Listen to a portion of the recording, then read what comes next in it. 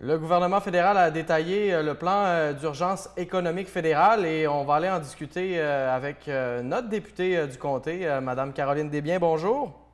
Bonjour, bonjour à tous. Comment ça va? Ça va comme un peu tout le monde. On vit des choses sans précédent, donc on s'ajuste au jour le jour, on respire bien, puis on prend les gorgées une à la fois. C'est des temps difficiles et souvent, quand les gens ont besoin d'aide, ils vont avoir recours aux députés. Est-ce qu'en ce moment, vous recevez beaucoup de demandes d'aide des citoyens? On a plusieurs demandes, diverses demandes, évidemment. C'est sûr que les gens ne saisissent pas toujours la différence entre les juridictions. Il y a des choses sur lesquelles on peut vraiment pas agir, qui sont pas de juridiction fédérale. On aimerait bien ça. Des fois, on fait on fait un petit écart là, pour essayer de mettre de la pression quand même. Mais dans la mesure où c'est dans notre juridiction, on travaille fort, fort, évidemment, en ce moment pour le rapatriement des étrangers qui sont pas encore revenus. On en a réglé 6, on est très contents. Des gens qui sont revenus dans le comté ici qui étaient vraiment loin et mal pris. Et là, on en a 6 autres, mais c'est sur bonne, ça va bien. Ça va bien, on va y arriver. C'est juste qu'il faut prendre du temps et puis Donc ça, c'est des dossiers prioritaires. Comment on fonctionne justement? Là, on regarde les vols qui sont disponibles ou on a des ressources là, à l'intérieur même En de fait, votre parti, là, le Bloc québécois? Peut-être qu'il y a des ressources qui ouais, travaillent là-dessus à temps plein? exactement. Au Bloc, maintenant, c'est un parti, disons, qui a du budget de recherche. Donc, on a toute une équipe qui est là-dessus. On travaille directement avec les ministères. Donc, on a une place précise et on peut avoir contact avec les ministères, les différents consulats, l'immigration, tout ça. Donc, c'est très, très efficace. Et sincèrement, l'équipe du Bloc est remarquable. On nous cite même, il y a même des gens de d'autres paliers qui nous disent Waouh, vous avez réussi ça, comment vous avez fait? Mais on travaille fort, on insiste beaucoup. On est ici dans mon bureau aussi, je dois saluer mon équipe, Sébastien Aubry, Valérie Mercier, Denis Soulard et puis notre directeur de bureau, Sébastien Dufour, aussi à les remercier pour qu'ils font un travail incroyable. On est 7 sur 7 au téléphone et on a l'immigration, bien sûr, mais on a aussi d'autres domaines. On essaie de ramasser l'info des programmes fédéraux qui sont annoncés. Mhm. Évidemment, on a l'information des fois un petit peu avant, mais pas tant. Donc, il faut analyser tout ça pour avoir les bonnes réponses pour donner aux gens. Il y a des réponses qu'on a, il y en a qu'on n'a pas encore. On sent qu'il y a des gens qui tombent dans des cracks qu'on appelle. On peut trouver une explication, une solution.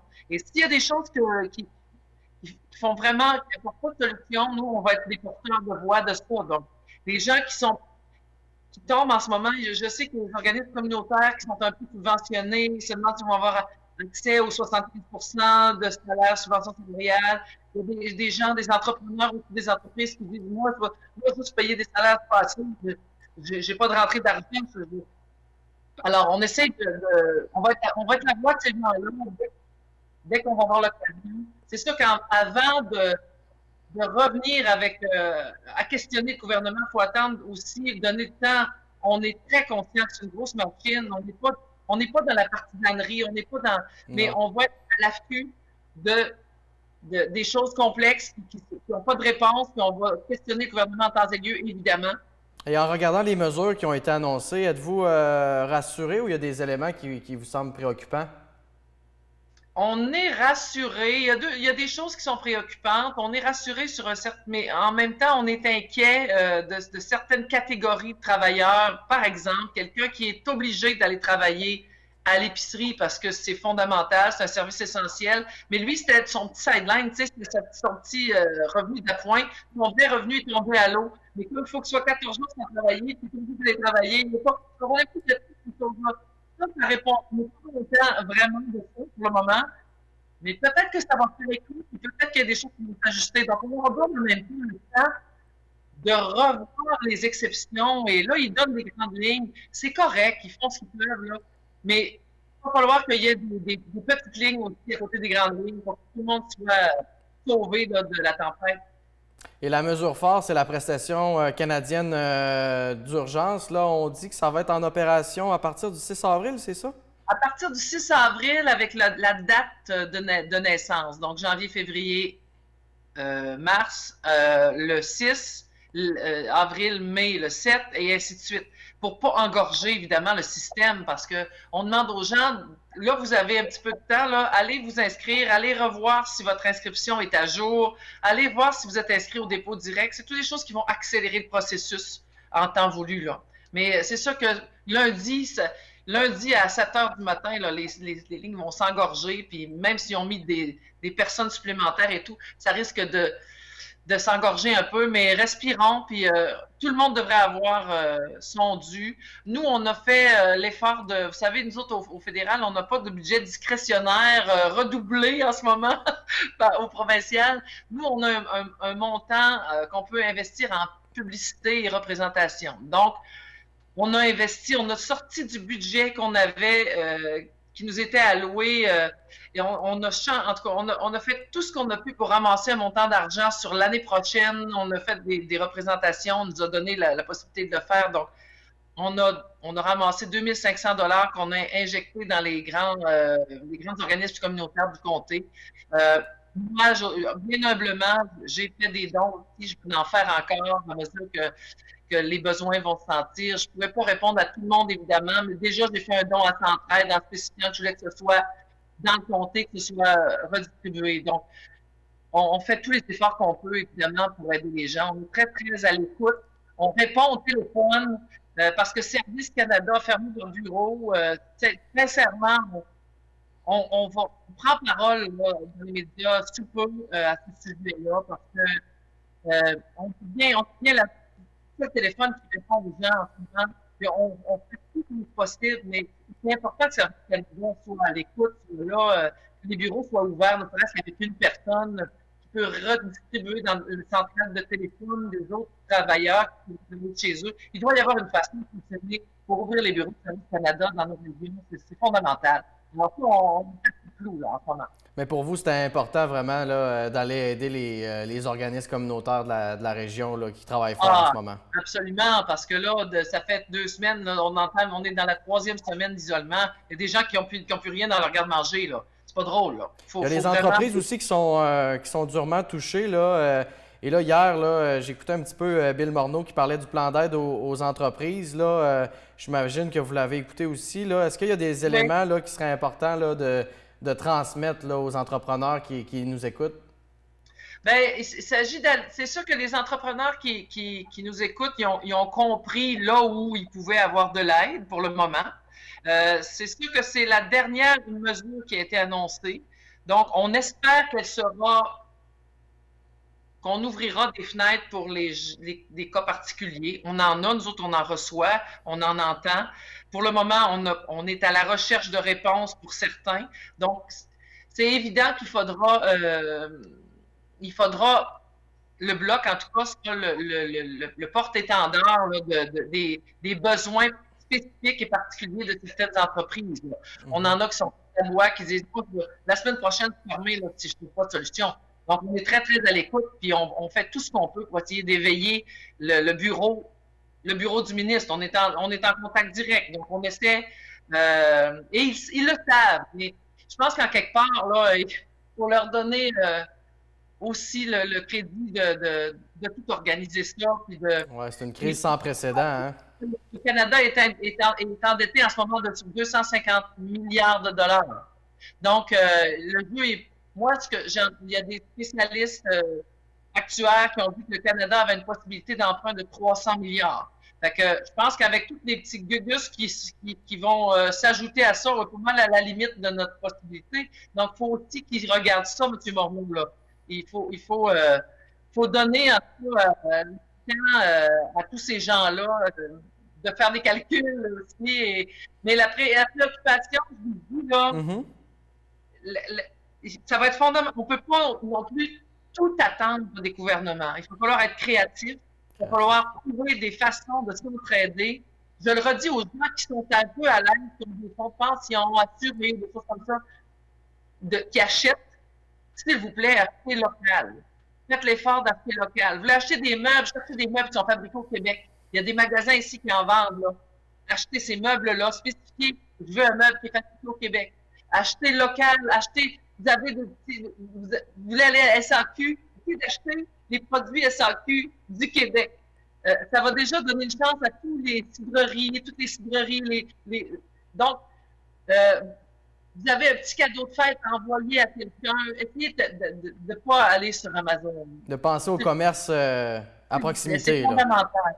Ça, c'est la première chose. La deuxième chose, appelez quelqu'un que vous savez seul. OK. Vous avez des jeunes qui sont en forme, qui n'ont pas de maladie, qui n'ont pas de symptômes. Appelez, vous savez que vous avez une madame là, dans le rang là-bas, elle vit toute seule dans sa maison, puis sa fille reste en France. Appelez-la. Demandez-lui si elle a besoin. Si elle ne répond pas au téléphone, allez klaxonner en avant de sa maison pour voir si elle est correcte. Mais il faut vraiment qu'il y ait de l'entraide, absolument. Ça va sauver. Le gouvernement va faire, je vous dirais, 50-60 des. Mais il y a 40 qui appartient aux citoyens. Ça va être de plus en plus important, le message que je livre en ce moment. Je vais le répéter, mais c'est très, très important que chacun fasse sa part. Un dossier qu'on n'a pas abordé, c'est celui du programme des travailleurs étrangers. Là, depuis la dernière fois qu'on s'est parlé, est-ce qu'il y a eu des développements ou c'est toujours les mêmes nouvelles qu'on entend? On a eu des réponses à ce moment-là, quand ça a explosé, l'interrogation. On a eu des réponses comme quoi ces gens-là, on s'assurerait qu'ils seraient en poste au plus tard fin avril.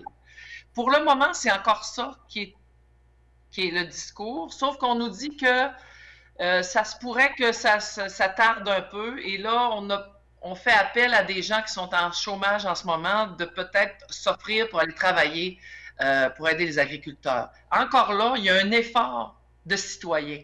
Mais il faudrait peut-être s'assurer que les agriculteurs aient accès quand même aux 2000 $ ou qu'il y ait une subvention, que les agriculteurs puissent payer un salaire adéquat qui compétitionne avec le 2000 $. Ça, c'est des choses qu'il faut absolument faire comprendre au ministère puis au ministre puis il faut que ce soit immédiat. Il y a des besoins urgents. D'autres, si les agriculteurs ne s'aiment pas de carottes puis de choux, on est fait cet été. Là. Sinon, on va tous se démarrer un jardin derrière la maison. Mais on comprend bien que pour nourrir toute une population, il faut des agriculteurs de masse. Oui, on a besoin de ça. Et on est là. C'est pas une dizaine de travailleurs, c'est des centaines de travailleurs. Et là, il y a tout le concept de la distanciation. Ces gens-là sont hébergés dans des chambres de 4 habituellement. Donc là, il faut revoir l'hébergement. Il y a un effort de guerre, j'ose le dire, là, à faire de ce côté-là pour assurer la suite. Là. On est là-dessus. On est là-dessus tous les jours. On essaie de... On comprend que l'information est évolutive. On nage aussi dans beaucoup d'inconnus. Parmi les messages que vous avez transmis aujourd'hui, c'est important de communiquer, d'encourager aussi les commerces locaux. Avez-vous un autre message là, à transmettre aux citoyens de Beauport, Côte-de-Beaupré, Île d'Orléans, Charlevoix? Bien, le message qu'on a à transmettre, c'est qu'on est là. On est là puis on répond au téléphone. Je pense qu'on est seul au front de ce temps-ci.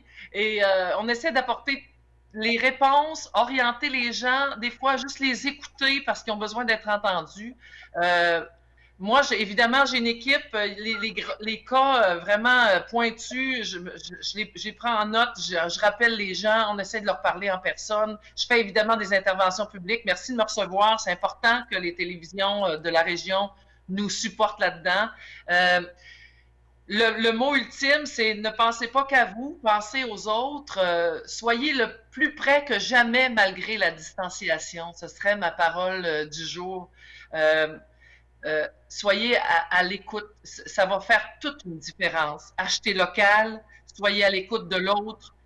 Puis lavez-vous les mains, évidemment. Soyez prudents. C'est bien, bien important. Ça va faire toute la différence. Et en dernier de tout, j'aimerais redemander aux gens qui font de la location de chalets ou d'hébergement, si ce n'est pas pour des services essentiels, il faut vous abstenir, absolument. C'est le mot d'ordre du gouvernement. Donc, c'est sûr qu'il y a des établissements d'hébergement qui restent ouverts pour héberger les gens qui viennent de l'extérieur, qui offrent des services essentiels, qui sont diverses, dont la liste est sur au ministère. Mais il faut vraiment faire attention à ça. On reçoit encore des commentaires de gens qui disent, ben là, il y a des étrangers ou des gens d'ailleurs qui sont arrivés en famille et qui ne respectent pas la distanciation. Donc, il faut vraiment être à l'écoute de ça. Je vous demande de faire un effort. Je sais que financièrement, ça peut être attirant, mais ce n'est pas une bonne idée en ce moment. Bien, Madame Desbiens, merci beaucoup d'avoir pris le temps de jaser avec nous aujourd'hui. Ça me fait plaisir. La prochaine fois, je prends ma guitare, là. puis je vous chante une chanson. C'est bon, c'est une bonne idée. Voilà, c'était Mme Caroline Desbiens, qui est députée fédérale de la circonscription de Beauport, Côte-de-Beaupré, Île d'Orléans, Charlevoix.